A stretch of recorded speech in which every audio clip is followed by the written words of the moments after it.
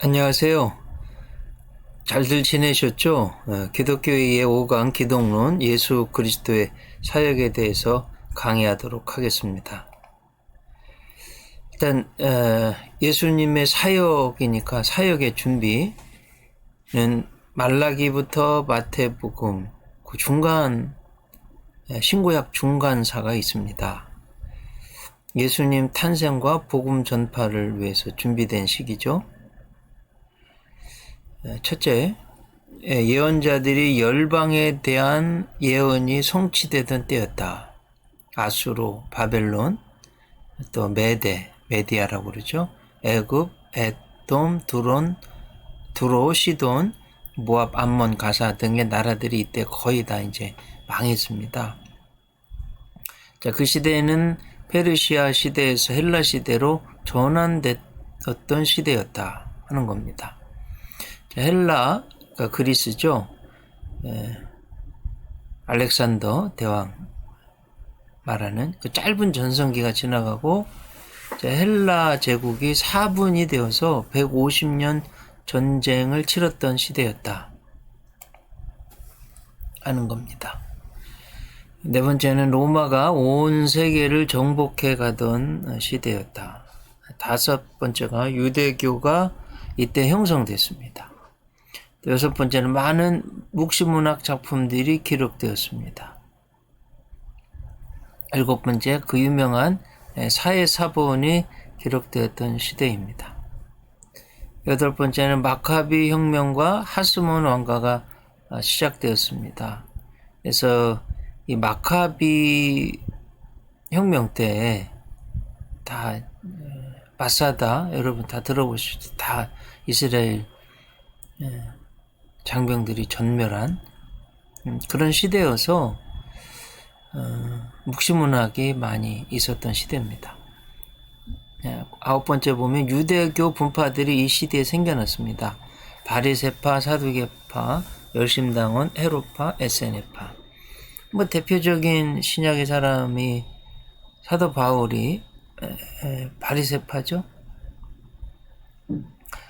열심당원이라고 하면은 베드로, 에세네파 하면은 세례 요한 이렇게 볼 수 있겠어요. 또 열 번째, 세계사적으로 보면 이 시대에 공자, 맹자, 석가모니, 소크라테스, 플라톤, 아리스토텔레스 같은 인물들이 많이 배출된 이때 배출됐어요. 시기입니다. 11번째, 순자, 노자, 장자, 한비자 등의 제자백가가 다 이 시대 인물이에요. 인물들이 많이 나왔던 시대입니다.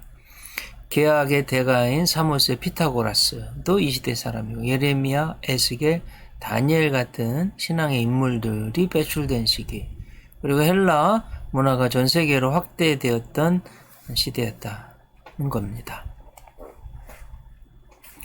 또 동양에서는 중국에서는 진시황이 만리장성을 쌓고 중국을 통일했던 시대고요. 마라톤 전쟁도 이때 일어났습니다. 그 유명한 역사가 헤로도토스도 이때 사람입니다. 유대인의 성전에 돼지피가 뿌려진 시대, 안티오쿠스 에피파네스 4세가요.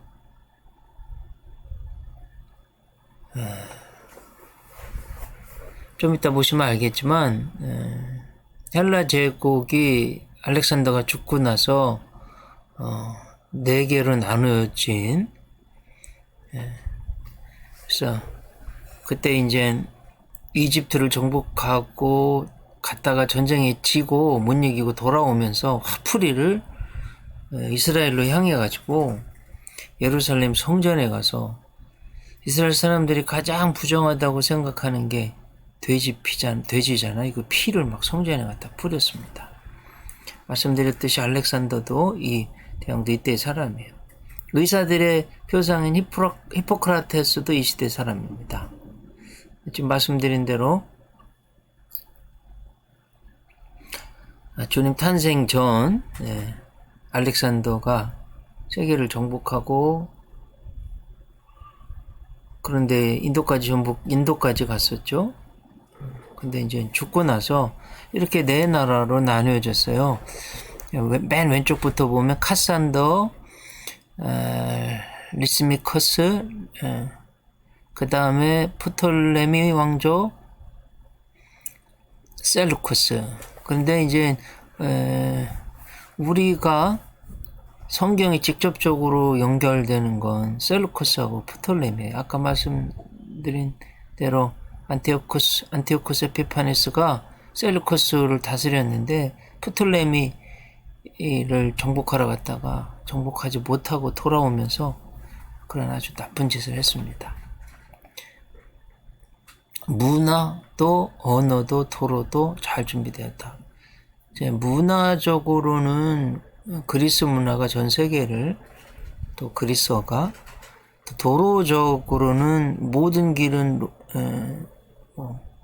로마로 통한다 하는 것처럼, 그런 아직 로마가 다 정복하지 않았지만 그래도 도로가 잘 있었던 시대입니다. 그냥 보면 세계가 하나로 통일되어 있었습니다. 로마 제국이 하나로 만들어 놓아서 지금 EU, 유럽 연합처럼 되어 있는데, EU보다도 유럽 연합보다도 더 자유롭게 여행을 했다고 그래요. 그래서 예수님을 복음을 전파하는데 굉장히 중요한 요건이었다는 것입니다. 두 번째, 언어의 통일이에요. BC 300년 전부터 알렉산더가 제국을 만들고 가는 곳마다 헬라 문화를 보급해 놓아서 언어가 통일되어 있어서 예수님 사역의 어떤 전초 작업을 해놨다는 거죠. 도로의 발달. 로마는 세계를 통치하게 도로를 잘 만들었죠. 군사도로,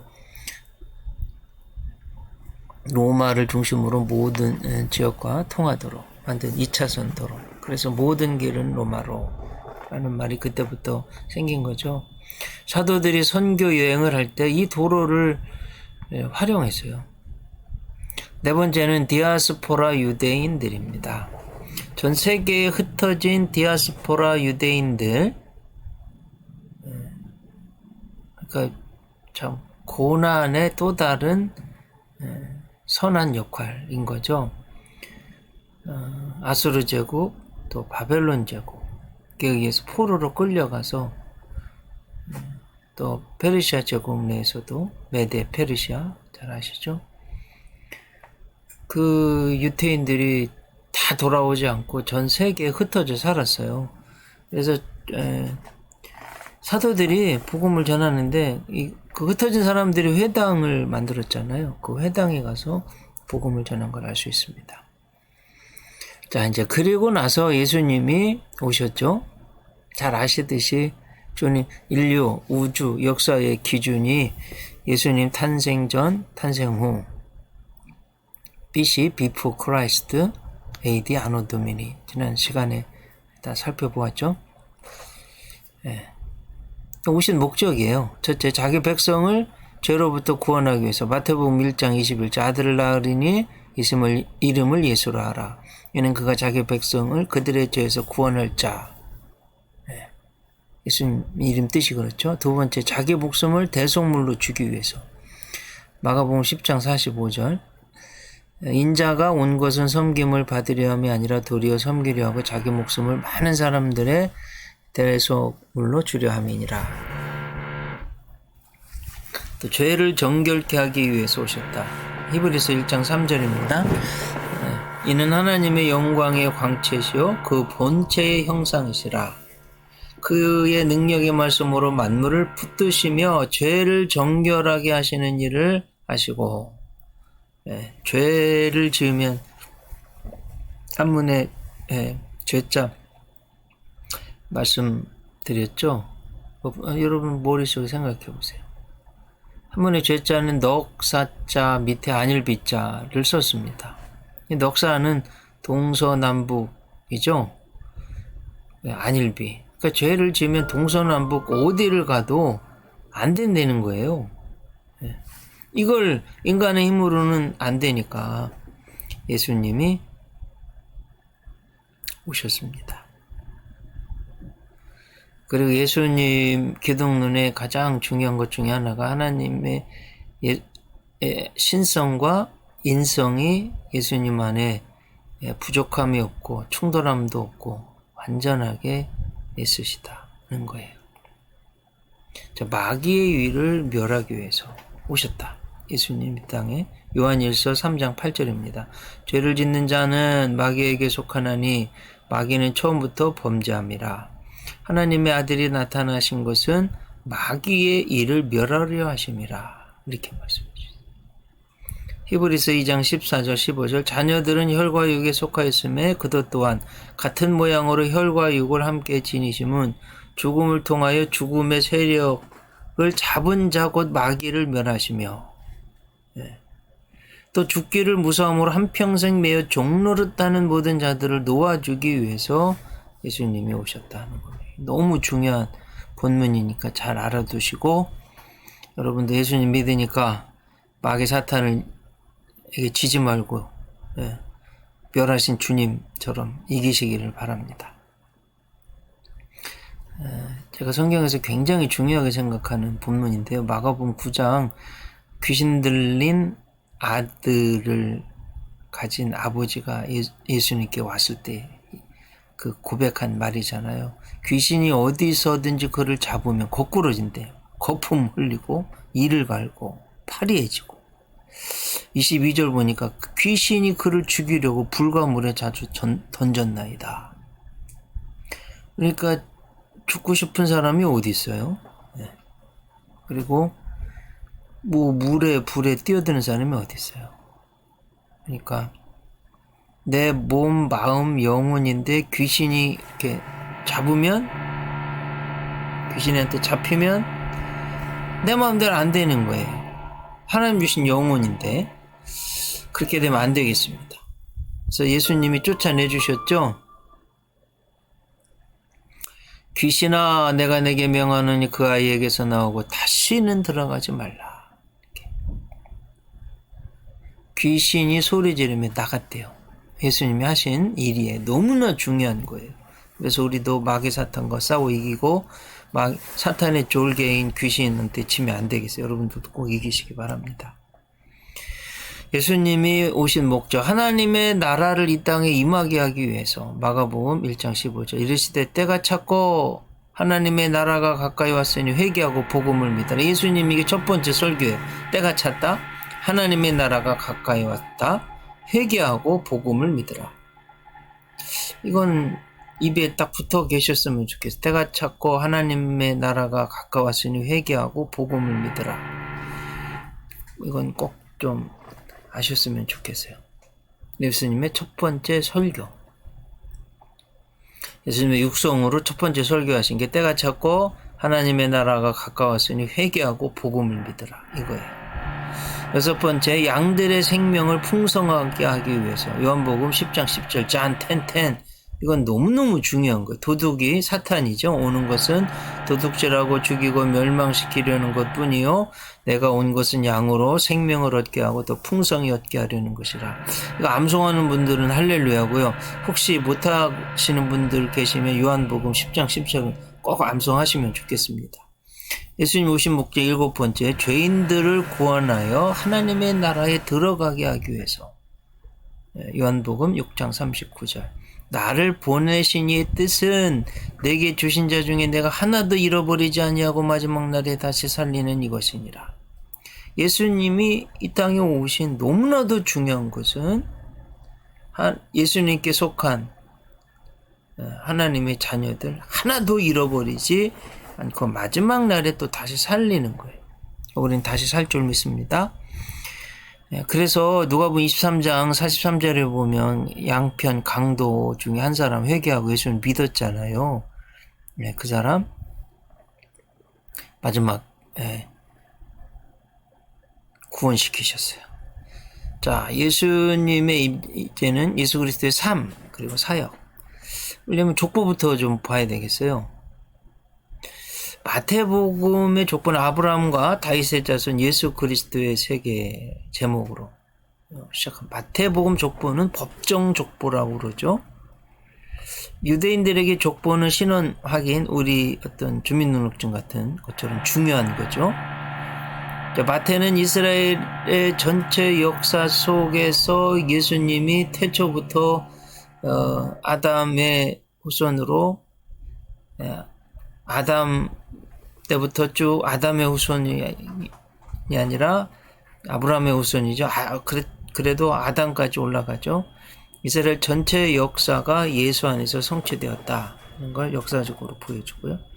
아브라함부터 아래로 하향식 42대로 되어 있습니다. 마태복음 1장 17절 보면 그런즉 모든 대수가 아브라함부터 다윗까지 14대요. 다윗부터 바벨론으로 사로잡혀갈 때까지 14대요. 바벨론으로 사로잡혀간 후부터 그리스도까지 14대다. 다윗 왕의 후손인 걸 강조하려고 그런 거예요. 다윗의 히브리 이름 숫자가 다비드 그러는데요. 말씀드렸듯이 히브리어는 자음 글자가요. 하나하나마다 숫자를 가지고 있어요. 그래서 달렛은 4고요. 바브 는 6이고요. 다비드 또 달렛이어서 다비드 다윗은 이름 숫자가 14되고 그 예수님이 다윗의 후손으로 오셨다는 걸 강조하는 겁니다. 마태. 또 뭐 사복음서 아시겠지만 마태는 유대인들을 위한 왕으로 오신 예수님을 강조하고 있어요. 구세주 예수님. 그래서 그 족보도 그렇게 법정 족보로 전체 이스라엘 역사 속에서 주님이 오셨다. 이걸 강조하고 그리고 다윗의 후손으로 오셨다. 14대의 의미가 그런 의미가 있습니다. 누가복음의 족보는 총 77명 하나님 예수님 포함해서 상향식으로 조상으로 거슬러 올라가는 방식으로 기록하고 있고 끝은 하나님이에요.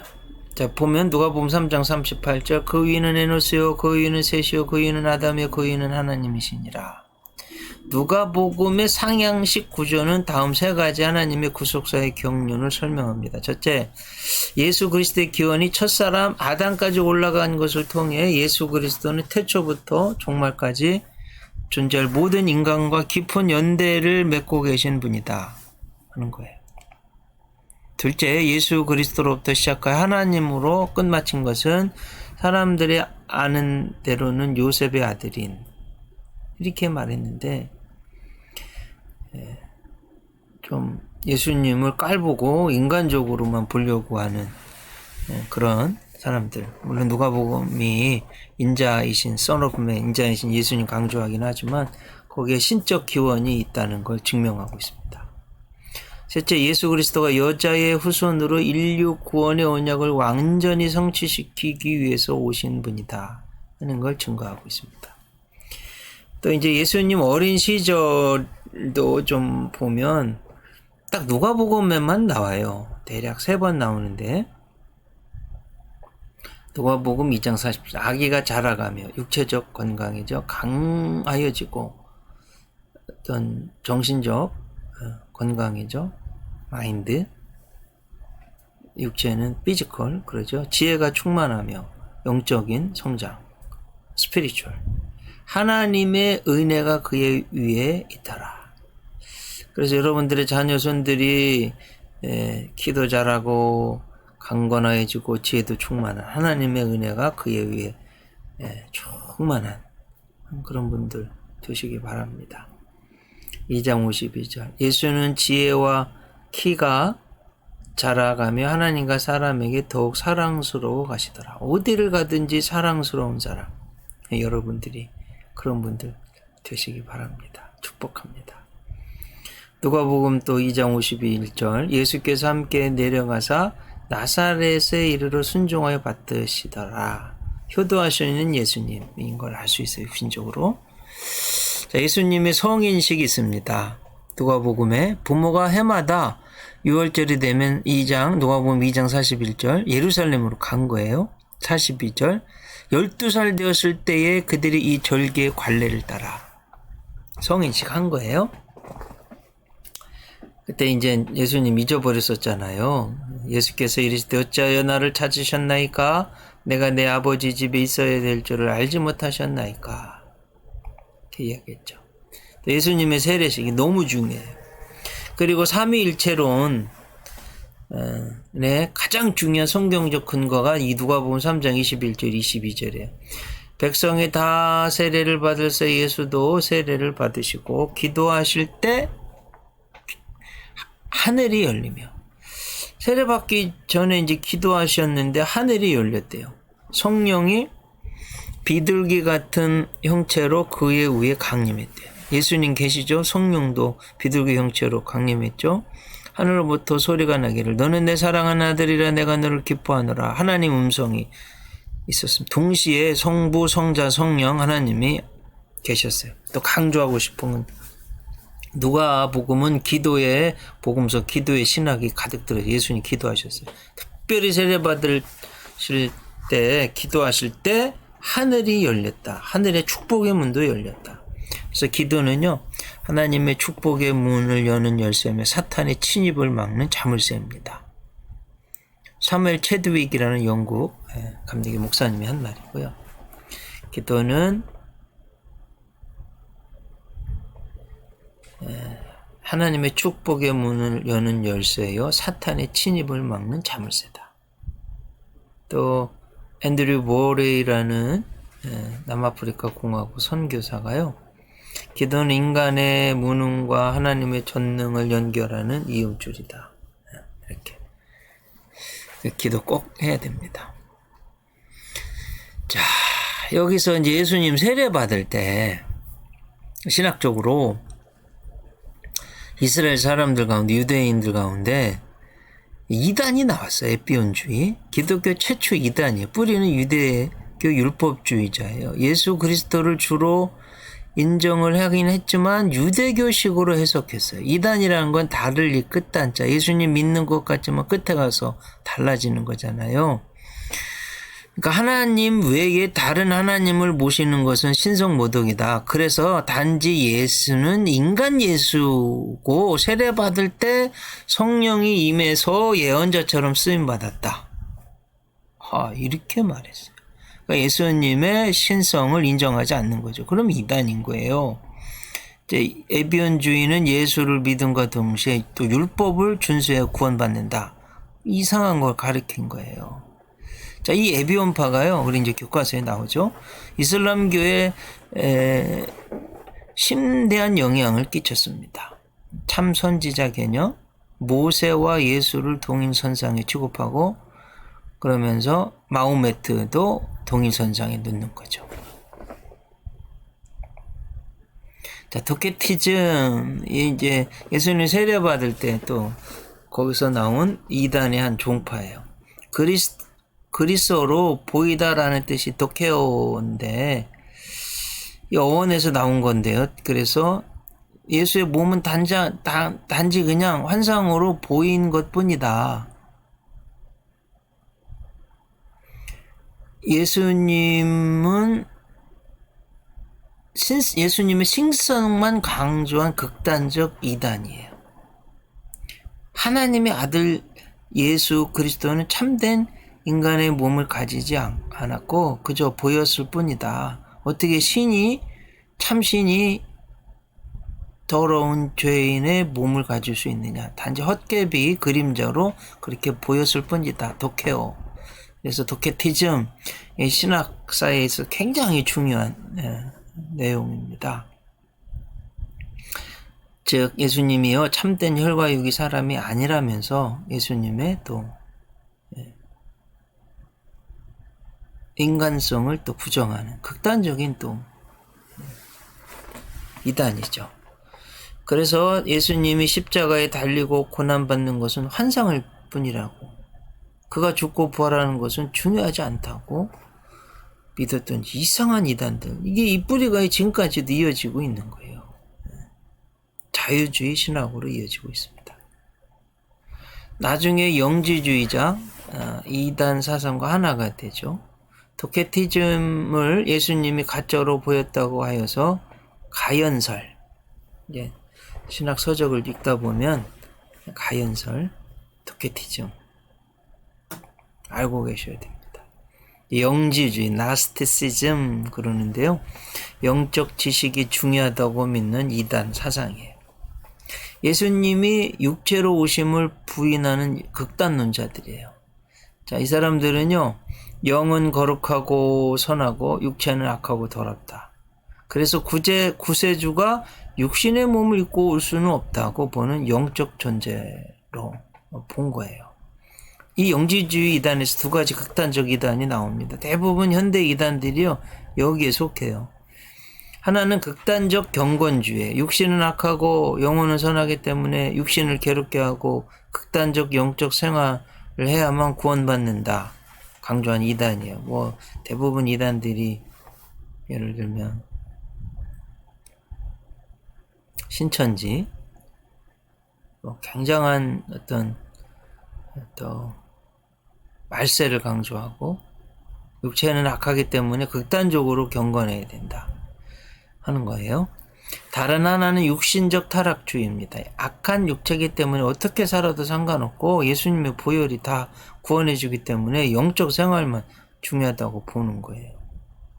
여기서 이제 도덕론 폐기론자 이단이 나옵니다. 도덕론 폐기론자 중에 하나는 구원파죠. 주님의 구원의 은혜가 너무 강해서 어떤 죄를 져도 용서받고 있고 구원받은 날이 중요하다. 굉장히 은혜로운 것 같은데요. 이걸 잘못하다가는 도둑놈들, 나쁜 놈들 배출해내는 그런 예수님의 십자가 은총이 그렇게 돼요. 대부분 이제 세월호 뭐 선장이라든지 관계된 사람들, 아니 그 많은 사람을 죽게 해놓고 나오는데 아무런 죄책감 없이 나오잖아요. 그 예수님의 십자가의 구속의 은혜가 도덕을 폐기하고 오히려 더 나쁜 사람, 죄 짓는 사람을 만드는 게 되어버려서 이단이에요. 아주 조심해야 돼요. 자, 이런 이단들에 대해서 요한일서 4장 요한 사도가요, 가장 오래까지 산 사도고 초대교회 이단들이 너무 많으니까 그 이단들을 정리해 놨어요.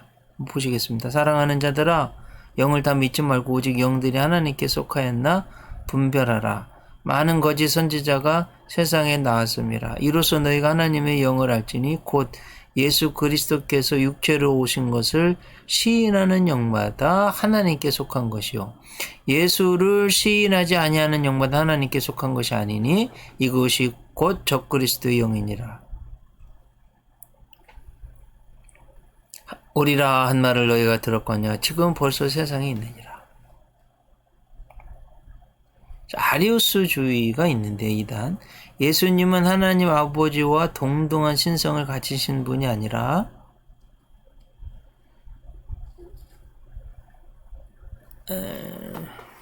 단지 특별한 능력을 소유한 피조물에 불과하다고 주장합니다. 예수님의 신성을 부인한 거죠. 자, 여기서 이제 예수님에 대한 사복음서 한번 비교를 대조해보면, 마태복음 유대인의 왕으로 오신 예수님, 예언을 성취하러 오신 예수님, 대상은 유대인들이죠. for Jews. 마가복음 섬기는 종으로 오신 예수님, 천하 만민을 부르시는 예수님, for 로만. 그래서 로마 제국 사람들은 황제, 귀족들, 파워 있고 힘 있고 그러잖아요. 그런데 그 사람들에게 예수님은 종으로 섬기러 오셨다, 이렇게 말씀한 거예요.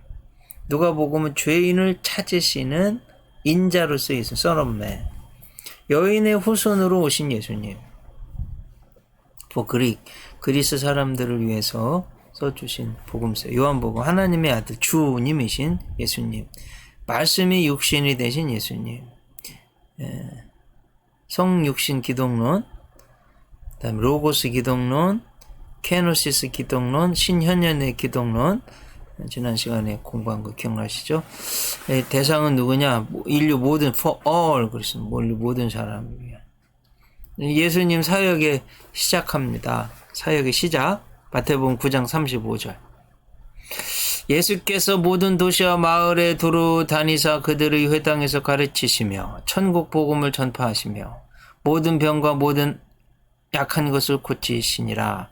무리를 보시고 불쌍히 여기신 이는 그들이 목자 없는 양과 같이 고생하며 기진함이라. 다 잘 아시죠? 이게 이제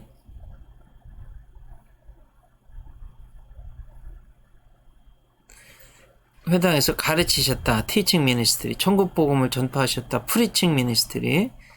가르치는 사역, 복음 전파 사역. 모든 병과 모든 약한 것을 고쳐주셨다. 힐링 미니스트리. 치유 사역. 예수님 너무 중요한 3대 사역이에요. 이건 뭐 반드시 아셔야 되고 기말고사 때 시험에 내겠습니다.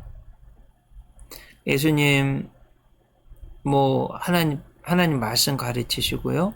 구약 성경 암송가 기록되었을 때 자주 인용하셨고 성경을 풀어주셨어요. 그래서 하나님의 뜻과 믿는 자들을 위한 하나님의 뜻을 가르치셨다.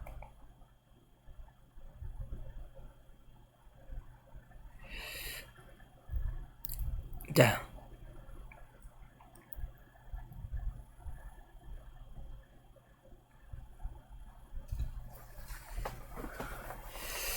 구약에 하나님이 뽑으셔서 쓰신 기름 부은 사람들이 셋이에요. 왕, 제사장, 선지자. 왕의 기능은 평화와 질서 유지예요. 제사장의 기능은 두 가지예요. 죄인들이 하나님께 용서받고 하나님의 복을 하나님의 자녀들에게 전달하는, 이게 이제 제사장의 기능이에요. 지금도 그렇습니다. 선지자는 하나님 말씀을 전해서 죄에 대해서 경고하고 또 어려움 중에 있는 믿음의 사람들 격려하는. 자, 이 세 가지 기능, 왕의, 제사장의, 선지자의 기능을 예수님이 다 이어받으셨고 사도들에게 전달하시고 지금 주의 종들에게 이어진 겁니다.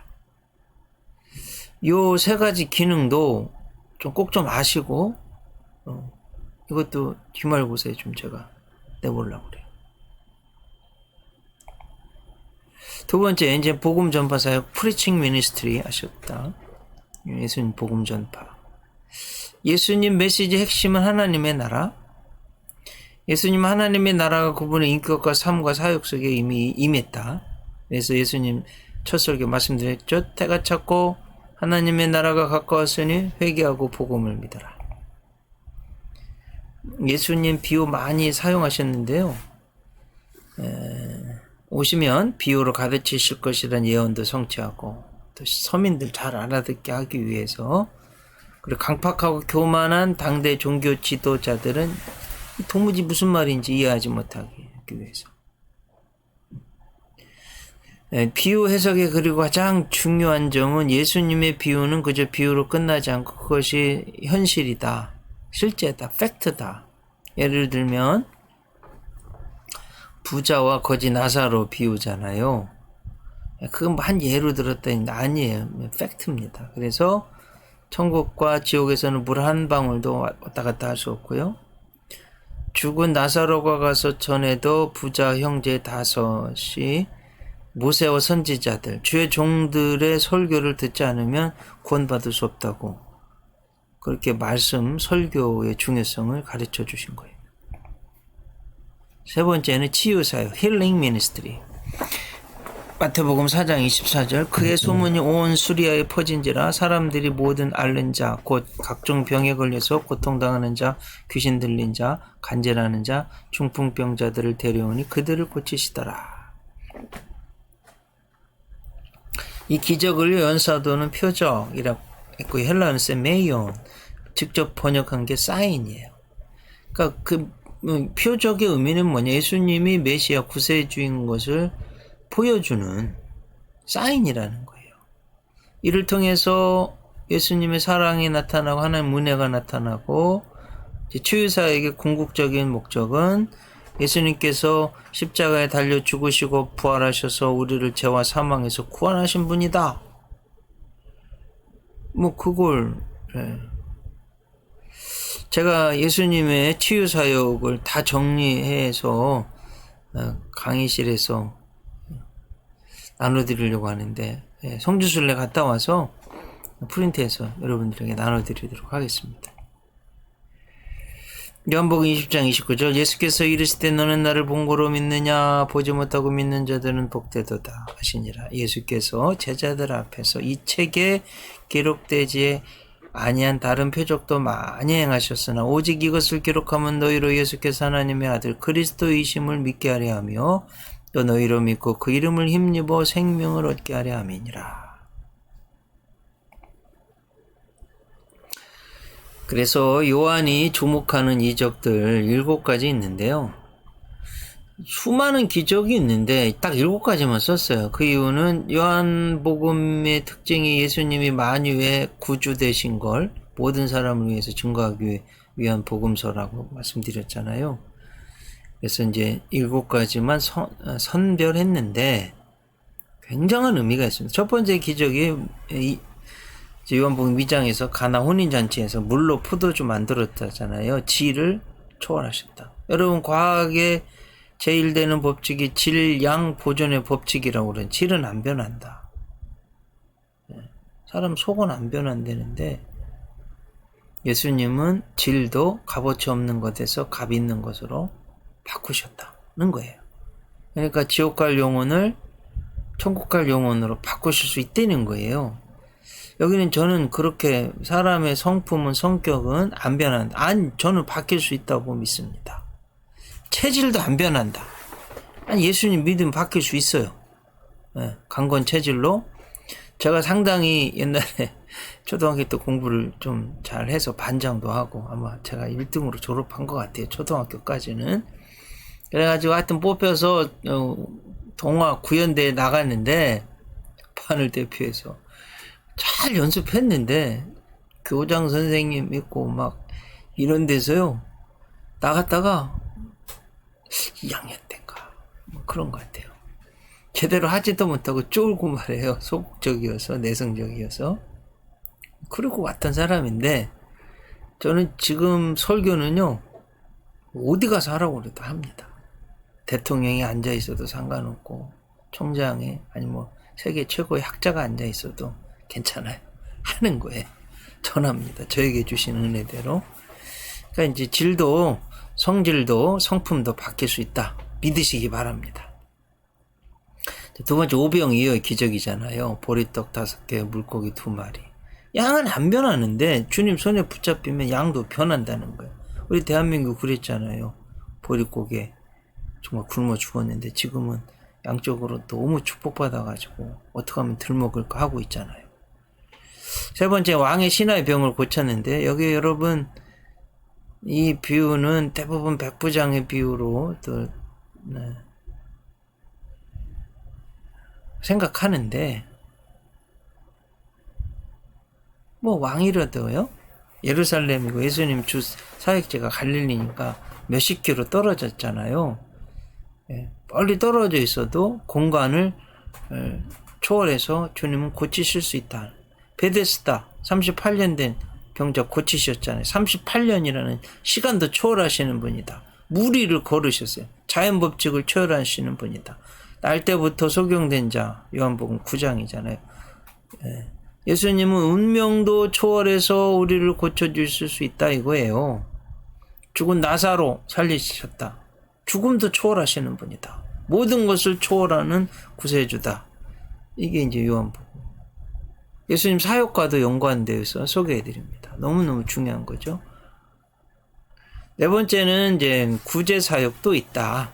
책에 나오죠. 예수님은 무리를 보시고 민망히 여기시고 불쌍히 여기시고 긍휼히 여기시고 오병이어 질병이어 기적 그런 거 보면 걸어서 따라온 그 무리를 민망히 불쌍히 여기셔서 고쳐주셨다. 하루 종일 말씀 듣느라고 배고프고 또 땅을 로마나 그리스 귀족들에게 다 뺏기고 하루 벌어 하루 먹고 사는 사람들 그 허기진 사람들의 배도 채워주셨다는 거예요. 예수님은 가난한 사람, 병든 자, 범죄자, 이방인, 여성, 고아, 과부, 어린이, 천한 직업을 가진 사람들 다 만나주시고 고쳐주시고 도와주셨습니다.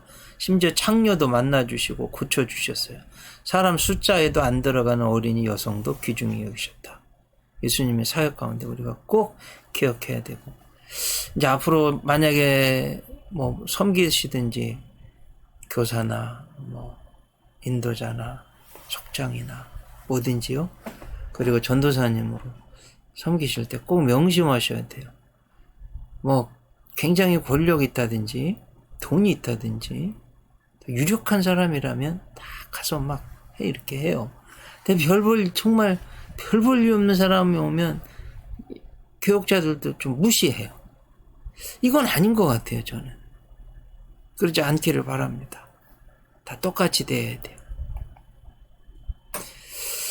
예수님 구속 사역의 완성. 예수님 사역 시작 전에요, 사탄의 시험을 당했죠. 마태복음 4장. 아담과 하와가 사탄의 유혹에 졌죠.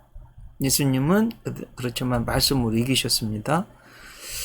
이게 이제 선악과를 보니까 보암직도 하고 먹음직도 하고 지혜롭게 할 만큼 탐스러웠어요. 인간이 당하는 유혹이죠. 다 예수님이 신명기 6장 8장의 말씀으로 다 이기셨어요. 이 땅에서의 사역의 마침은 십자가에서 원수된 것을 다 이김으로 이걸 다 이기시고 완성하셨다는 거예요.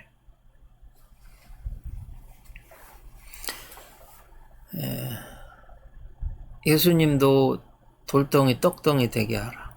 성전에서 뛰어내려가라. 명예 돌덩이는 육신에 대한 시험, 먹는 시험이죠. 그 다음에 성전에서 뛰어내려가라.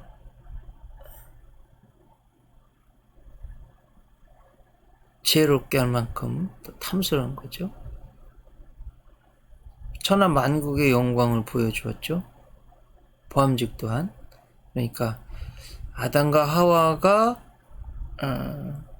진 것을 예수님은 다 이기셨다는 거예요. 그리고 예수님이 이 땅에서 가장 집중한 사역이 예수님이 그리스도이신 것을 가르치고 믿게 하는 거예요. 이게 제일 중요한 사역이셨어요. 이 예수님 사역을 압축 요약해 놓은 게 마태복음 16장 18절 28절이에요. 사탄 마귀는 어떻게 해서든지 사람들을 도둑질하고 죽이고 멸망시키고 유혹하고 넘어뜨립니다. 무엇보다 중요한 건 교회 못 오게 해요. 성경 못 읽게 합니다. 그래서 D.L. 무디 말 인용해 드려요. 죄는 당신을 성경으로부터 멀어지게 만들며 성경은 당신을 죄로부터 멀어지게 만든다. The Bible will keep A from B. 우리 수도 없이 많이 외웠던 거잖아요. A를 B로부터 멀어지게 한다. The Bible will keep you from sin, or sin will keep you from the Bible. 예, 천교 마비의 계절에 우리 성경 열심히 읽으셔야 돼요. 저희 교회는 벌써 신약 통독을 이 가을에 2번째 하고 있습니다. 새벽 예배 때. 네, 요한복음 10장 10절 도둑이 오는 것은 도둑질하고 죽이고 멸망시키려는 것뿐이요 내가 온 것은 양으로 생명을 얻고 더 풍성히 얻게 하려는 것이라. 이게 이제 제가 예수님이 마태복음 16장 제자들한테 세상 사람들이 나를 누구라 하느냐, 너는 나를 누구라 하느냐, 너희들은, 베드로가 마태복음 16장 16절 그 참 성경절 잘 정했어요. 주는 그리스도시요 살아계신 하나님의 아들이시니이다. 그 본문이 나오는 배경이요 가이사랴 빌립보예요. 성지 순례를 꼭 가보셔야 된다고 하는 게, 이게 지금 보여드리는 게 가이사랴 빌립보 저 멀리 보이는 헐몬산이에요. 헐몬산. 그 헐몬산 눈 녹은 물이 땅속으로 해서 퐁퐁퐁 솟아 나오는 게 단이에요. 이스라엘의 최북단의 도시가 단이고요. 최남단의 도시가 브엘세바예요. 그래서 구약 성경에 보면 아주 많이 나오는 아주 정형화된 용어 중에 하나가 단에서부터 브엘세바까지. 하나님이 자주 그렇게 말씀하시거든요. 이게 단인데, 이 단을 가보니까 실제로 이렇게 저도 가봤는데, 이렇게 물이, 이스라엘이 거의 사막 기후도 많고, 황량하고도 한데, 단은 아주 푸르러요. 저렇게 물이 많아요. 그 요르단, 여러분 요단강이라는 게요, 단으로부터 시작된 강이다 이런 뜻이에요. 그래서 저 단에서부터 쭉 내려가는데 제일 북단에 있는 호수가 메롬 호수, 중간에 갈릴리 호수, 맨 마지막이 사해 호수 이렇게 되어 있습니다. 가이사라 빌립보에 가면 이게 만신전이에요. 이게 이제 로마 사람들이 뭐 만 가지 신을 섬기는 이렇게 전을 만들어 놓은 거예요. 뭔가 의미가 있잖아요. 예수님이 일부러 여기를 간 거예요. 만신전이 있는 곳에. 지금은 없지만 그 당시 기둥들, 그리고 과학자들이, 신학자들이 연구해서 복원시켜 놓은 모양입니다. 예수님이 가장 많이 사역하신 게 가버나움 갈릴리 호수 주변이잖아요. 지금 보이는 메롬 호수가 조그맣게 있는데 표시는 안 돼 있지만 메롬, 갈릴리, 사해 이렇게 있는데 저 가이사르 빌립보까지는 40km, 왕복 80km가 걸리는데 우리는 차 타고 저 갔다 왔는데 뭐 1시간 천천히 가니까 1시간 조금 더 걸렸던 것 같아요. 뭐 이것저것 해가지고. 그렇지만 40km, 왕복 80km 걸어갔다 오려면 대단한 거리인데 일부러 가신 거예요.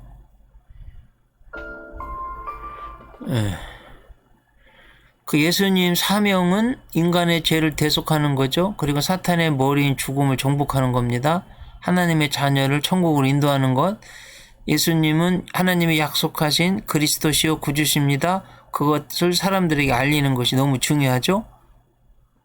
이 우주에서 가장 중요한 진리를 알리고 믿게 하는 게 예수님 사명이에요.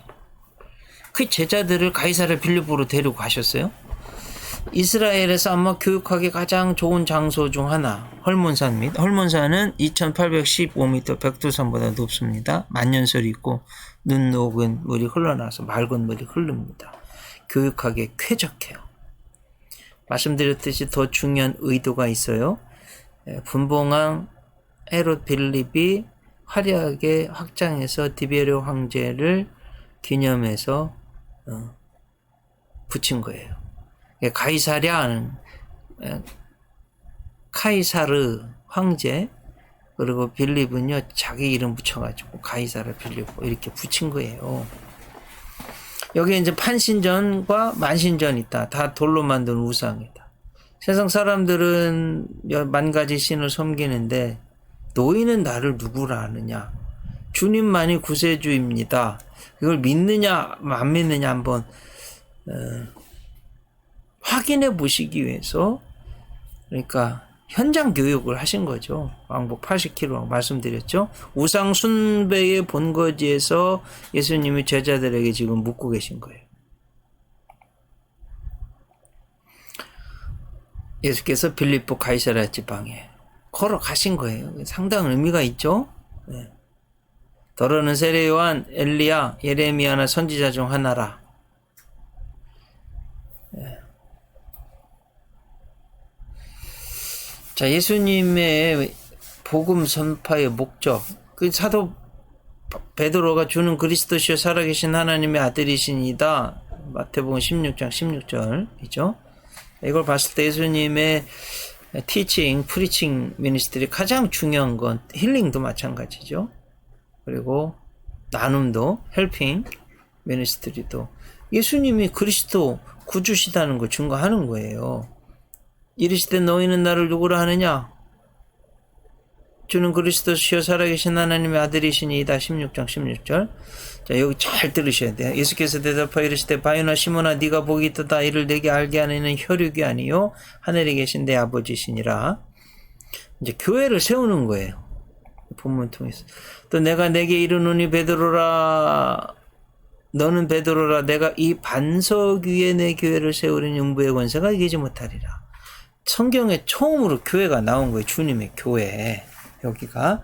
그리고 인간의 입에서 처음으로 예수님은 구주십니다. 라고 고백한 게 베드로예요.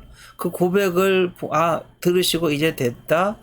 내가 구주인 것을 밝히고 그리고 교회를 세워야 되겠다. 이렇게 된 거예요.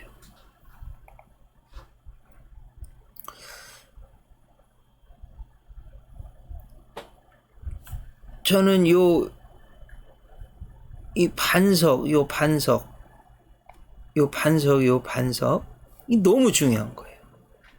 성경에서 한 단어에 대한 해석으로 정말 그 그 결과가 엄청난 단어 중 하나가 페추라예요. 반석인데 여성 단수 3격으로 받았어요. 헬라어는 남성, 여성, 중성 이렇게 성별로 단어가 나뉘어지고요. 단수 1격, 2격, 3격, 4격이 있고요.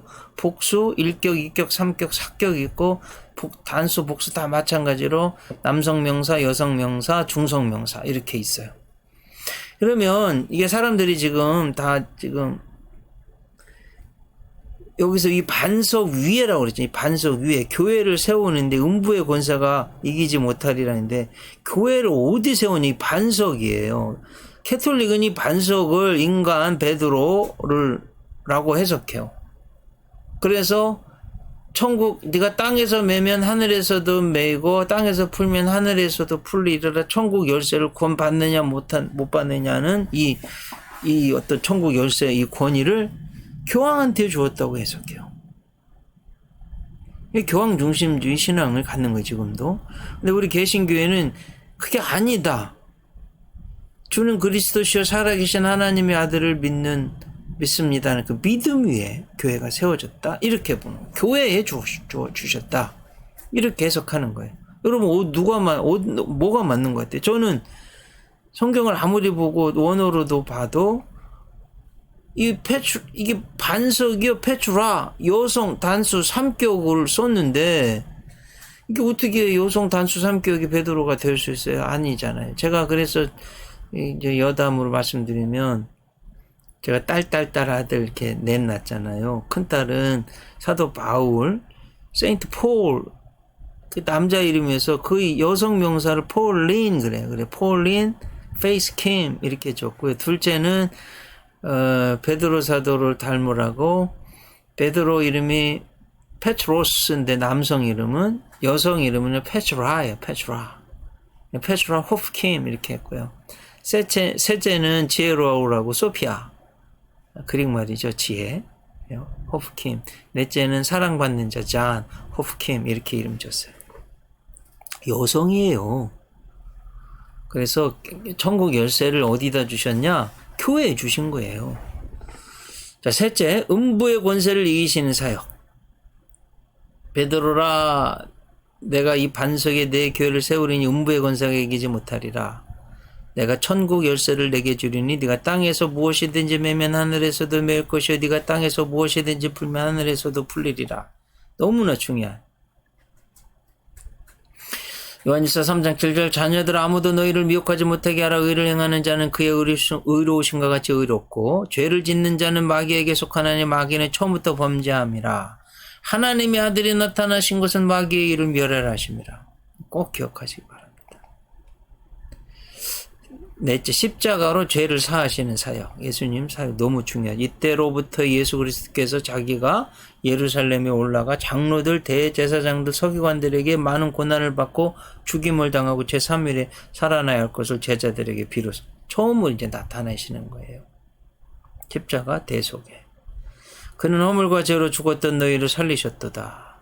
그때 너희는 그 가운데서 행하여 이 세상 풍조를 따르고 공중의 권세 잡은 자를 따랐으니 곧 지금 불순종의 아들들 가운데서 역사하는 영이라.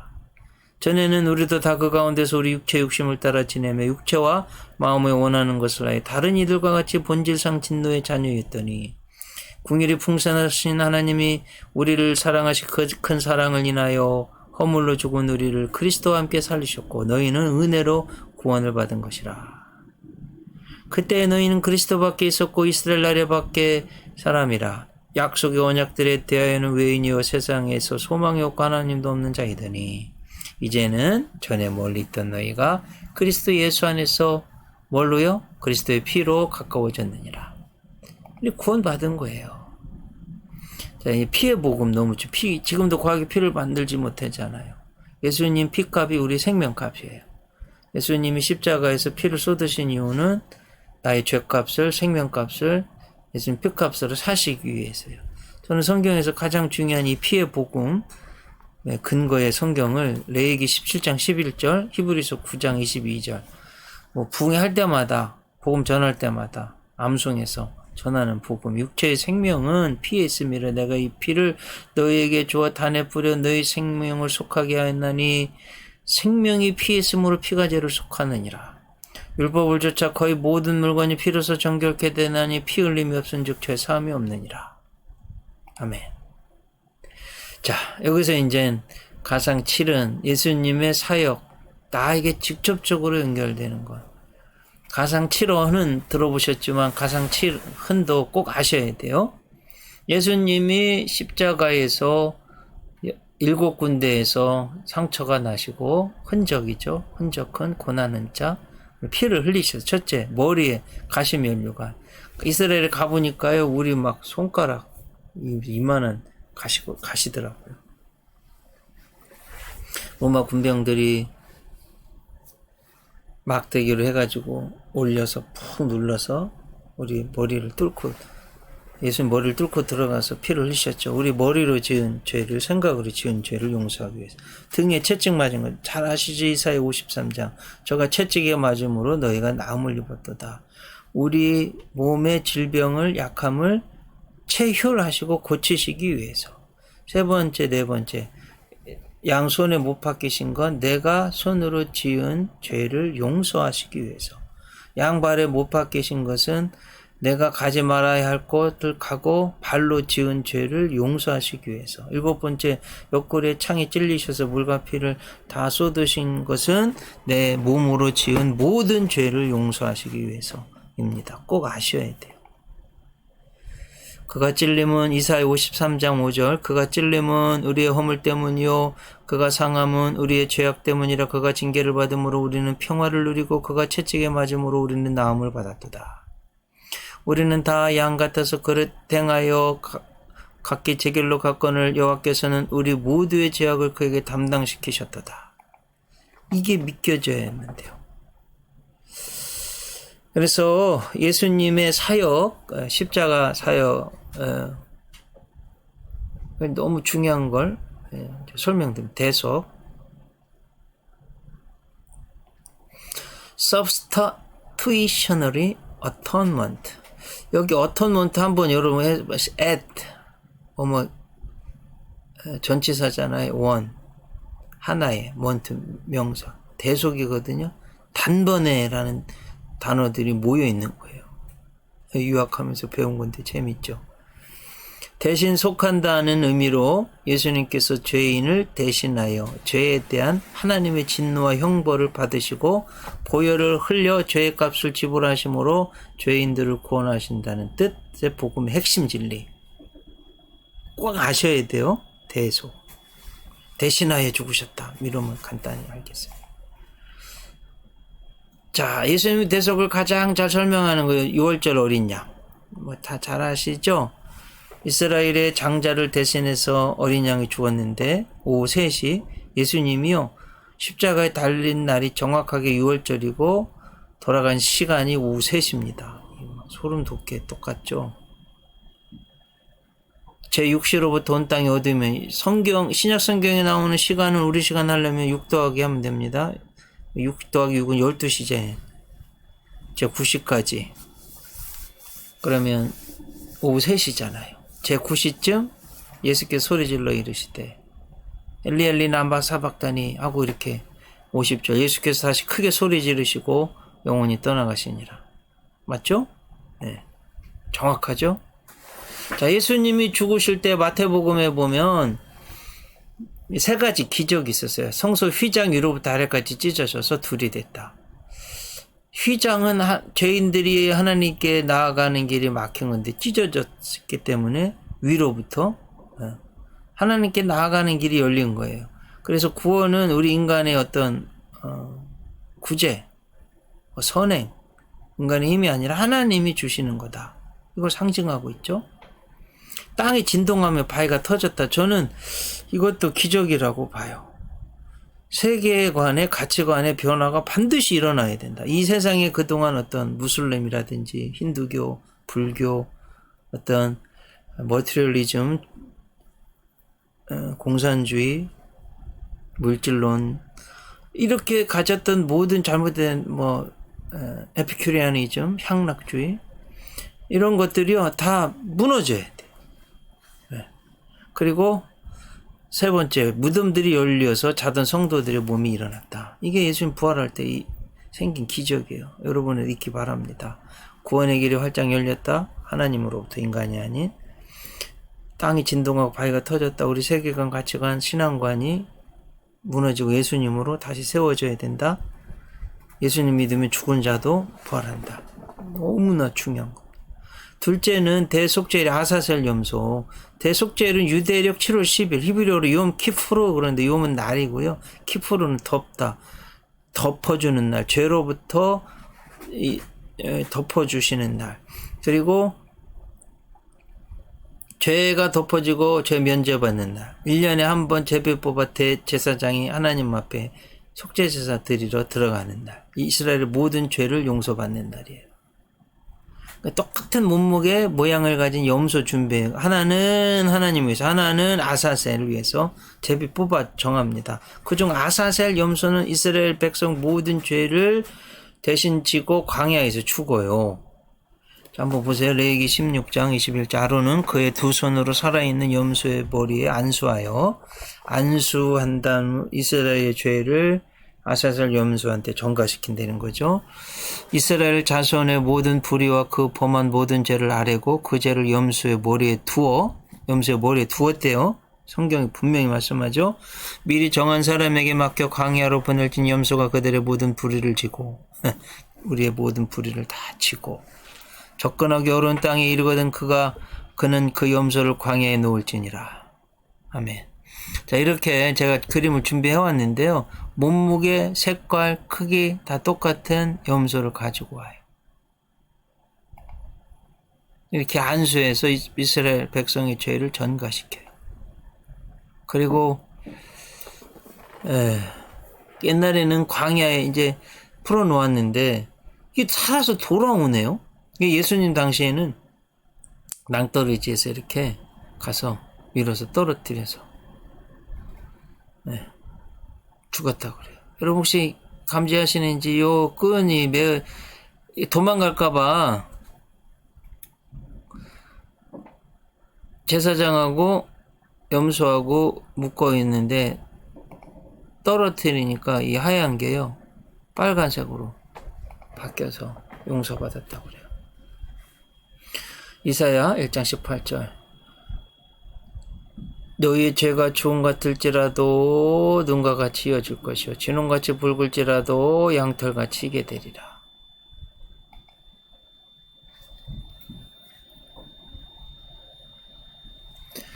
자, 예수님의 사역의 하이라이트는 십자가 대속이죠.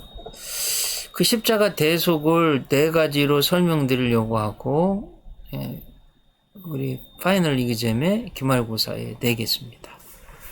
성전이에요. 성전은 대제사장이 있죠. 말씀 한번 이렇게 예를 들면 누가 도끼질 하는데 나무 패러 갔는데 도끼질 하다가 막 안 잘라져서 확 했는데 도끼 그 머리가 날아가가지고 사람 맞춰서 죽였네요. 성경에도 나오죠. 이거 내가 원치 않는 거잖아요. 이건 실수로 죽인 거잖아요. 그러면 부자는 소, 중년충은 양, 서민은 비둘기 희생자를 드려요. 그러면 이 제사장이 그 사람의 살인죄를 양한테 전가시켜서 피를 흘려 죽어요. 이거 죄 용서 받습니다. 예수님의 십자가의 죽으심이 이렇다는 거예요. 성전의 이미지. 꼭 기억하시기 바랍니다. 히브리서 10장 9절 10절 그여 말씀하시기를 보시옵소서 내가 하나님의 뜻을 행하러 왔나이다 하셨으니 그 첫째 것을 폐하시면 둘째 것을 세우려 하심이라. 이 뜻을 따라 예수 그리스도의 몸을 단번에 들으심으로 말미암아 우리가 거룩함을 얻었노라. 제사장마다 매일 서서 섬기며 자주 같은 제사를 드리되 이 제사는 언제나 죄를 없게 하지 못하거니와 오직 그리스도는 죄를 위하여 한 영원한 제사를 드리시고 하나님 우편에 앉으사. 이렇게. 자, 두 번째는 법정의 이미지예요. 하늘 법정에서 무죄 선언 받는 거예요. 한 번, 히브리서 9장 27절, 한 번 죽는 것은 사람에게 정하신 것이요 그 후에는 심판이 있으리니. 모든 로마서 3장 23절 24절 모든 사람이 죄를 범하였으며 하나님의 영광에 이르지 못하더니 그리스도 예수 안에 있는 속량으로 말미암아 하나님의 은혜로 값없이 이뤘다 하심 얻은 자 되었느니라. 이런 거예요. 여러분 재판장에 저도 한두 번 이렇게 가봤는데 죄인들이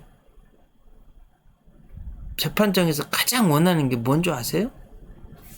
땅, 아무게 무죄! 이걸 가장 원하는 거예요.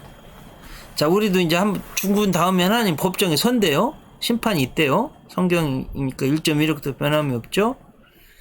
하나님이 딱 보시더니 여러분들을, 저를, 아무게 너 죄인이야. 아유, 하나님 아니에요. 제가 무슨 죄를 졌어요. 그러면 하나님이요, 제가 예를 드는 거예요. 푸른 하늘을 스크린 삼으셔가지고 저희들이 태어날 때부터 죽을 때까지 거짓말하고 뭐 못된 짓하고 속이고 한 정말 모든 죄를 다 보여주면 이야 차마 진짜 눈을 뜨고 볼 수 없는 죄들이 다 나올 거 아니에요.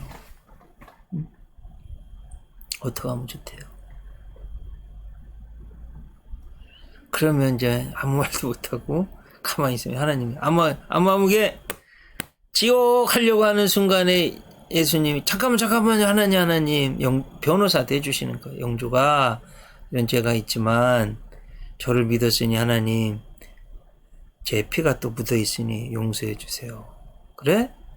김영주 땅 무죄 천국. 이게 이제 예수님 십자가 대속의 의미 너무 중요한 꼭 아셔야 돼요. 세 번째 시장. 죄의 노예 피값으로 사주셨다. 너희 몸은 너희가 하나님께로부터 고린도전서 6장 19절 20절 너희 몸은 너희가 하나님께로부터 받은 바 너희 가운데 계신 성령이 주는 줄 알지 못하느냐. 너희는 너희 자신의 것이 아니라 값으로 산 것이 되었으니 그런즉 너희 몸은 하나님께 영광을 돌리라. 이런 거예요.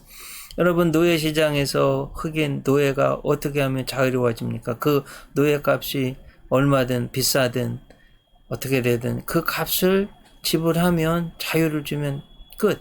실제로 에브라임 링컨이 돈을 모아가지고 소녀 노예를 풀어줬다잖아요. 여자 노예를. 아니 선생님이 정말 저를 풀어주시는 건 그럼 풀어주는 겁니다. 아무데도 가고 싶은 거 가도 됩니까? 그럼 된다. 먹고 싶은 거 먹어도 됩니다. 된다. 만나고 싶은 사람 만나도 됩니다. 된다. 그러면 저 선생님 따라갈래요. 그래가지고 백악관까지 갔다고 그러잖아요. 책을 읽어보면 에브라임 링컨 책을 읽어보면 똑같습니다. 예수님이 나의 죄로 말미암아 마귀 사탄의 노예가 되고 죄의 노예가 됐는데 그래서 죽음의 노예가 됐는데 예수님이 생명값으로 지불하고 노예로부터 마귀 사탄의 노예 죄 사망의 노예로부터 사주셔서 그래 우리가 사는 거 아니에요.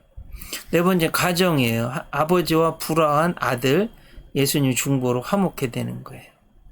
로마 3장 25절 26절 이 예수를 하나님이 그의 피로써 믿음으로 말미암는 화목제물로 세우셨으니 이는 하나님께서 길이 참으시는 중에 전에 지은 죄를 간과하심으로 자기의 의로우심을 나타내려 하심이니 곧 이때 자기의 의로우심을 나타내사 자기도 의로우시며 또한 예수 믿는 자를 의롭다 하려 하심이라. 아버지와 아들이 싸워서 막 가만히 쓴 것처럼 껄끄럽고 집 나갔는데 예수님이 화목 제물이 되셔서 하나님 아버지와 우리를 화목하게 해주셨다. 가정이 평안해졌다. 이겁니다. 자, 제 예수님 십자가 쪽 사역 설명했는데요. 다시 마태복음으로 돌아와서 아니 그렇게 칭찬받았는데 베드로가 예수를 붙들고 항변하여 이르되 영어 NIV에는 Peter took him aside and began to rebuke him. 꾸짖었다고 돼 있어요. 이제 베드로가 생각한 하나님의 나라는 로마 제국을 이기고 나라를 회복하고 자기도 어떻게 한 자리 차지하고 이런 건데 죽어버리고 만드니 안 되니 안 돼. 뭐 도대체 왜 죽는 거냐고 죽으면 안 된다고 막 이렇게 한 것 같아요. 그러니까 예수님이 뭐라고 말씀하시냐면 예수께서 제자들에게 이르시되 누구든지 나를 따르거든 자기를 부인하고 자기 십자가를 지고 나를 따를 것이니라. 누구든지 제 목숨을 구원하고자 하면 잃을 것이요 누구든지 나를 위하여 제 목숨을 잃으면 찾으리라. 사람이 만일 온 천하를 얻고도 제 목숨을 잃으면 무엇이 유익하리요? 사람이 무엇을 주고 제 목숨과 바꾸겠느냐. 여기에서 이제 영혼이 온 천하보다도 귀중하다고 해석이 나오는 거예요. 그리고 예수님이요 베드로한테 사탄아 내 뒤로 물러가라. 너는 하나님의 일을 생각하지 않고 사람의 일만 생각한다. 그래서 여러분 이거 너무 중요한 거예요. 예수님이 그렇게 칭찬받아서 믿음의 고백 위에 교회도 세우고 천국 열쇠도 준다고 가장 큰 칭찬을 받았는데 이게 인간적으로 생각하니까 하루아침에 사탄으로 전락하고 마는 거예요. 그래 오거스틴의 말이 너무나 유명합니다. 마귀는 사탄은 교만으로 천사는 교만으로 사탄으로 전락하고 인간은 겸손으로 천사로 승격한다. 반복해 볼게요. 천사는 교만으로 사탄으로 전락하고 인간은 겸손으로 천사로 승격할 수 있다. 늘 겸손하고 주님 잘 믿어야 됩니다. 자, 예수님 사역 부활로 죽음의 권사를 멸하시는 사역이에요. 마태복음 16장 21절 이때로부터 예수 그리스도께서 자기가 예루살렘에 올라가 장로들과 대제사장들과 서기관들에게 많은 고난을 받고 죽임을 당하고 제3일에 살아나야 할 것을 제자들에게 비로소 나타내셨다. 여섯째, 천국에서 중보기도 하시는 사역이에요. 히브리서 7장 24절 예수는 영원히 계심으로 그 제사장 직분도 갈리지 아니하느니라. 그러므로 25절 히브리서 7장 25절 그러므로 자기를 힘입어 하나님께 나아가는 자들을 온전히 구원하실 수 있으니 이는 그가 항상 살아계셔서 그들을 위하여 간구하심이라. 살아계셔서 그들을 위해서 간구하신대요. 기도하는 거죠. 요한복음 14장 1절 너희는 마음에 근심하지 말라 하나님을 믿으니 또 나를 믿으라. 내 아버지 집에 거할 것이 많도다 그렇지 않으면 너희에게 일렀으리라. 내가 너희를 위하여 거처를 예비하러 가노니 가서 너희를 위하여 거처를 예비하면 내가 다시 와서 너희를 내게로 영접하여 나 있는 곳에 너희도 있게 하리라. 스데반이 사도행전 7장 55절 스데반이 성령 충만하여 하늘을 우러러 주목하 하나님의 영광과 민 예수께서 하나님 우편에 서신 것을 보고 성경에 예수님이 하나님 보좌 우편에서 서신 건 처음이에요. 왜 그럴까요? 순교하는 스데반 맞이하시려고. 하여튼 천국에 계신 거 우리를 위해서 신이 간구하시고 우리를 위해서 집을 짓고 계시고 우리를 위해서 서서 맞이하시는 분이다. 사도행전 7장 56절 말하되 보라 하늘이 열리고 인자가 하나님 우편에 서신 것을 보노라 한대. 자, 일곱째 마지막 날 의의 심판하시는 사역. 마태복음 16장 27절 인자가 아버지의 영광으로 그 천사들과 함께 오리니 그때 각 사람이 행한 대로 갚으리라.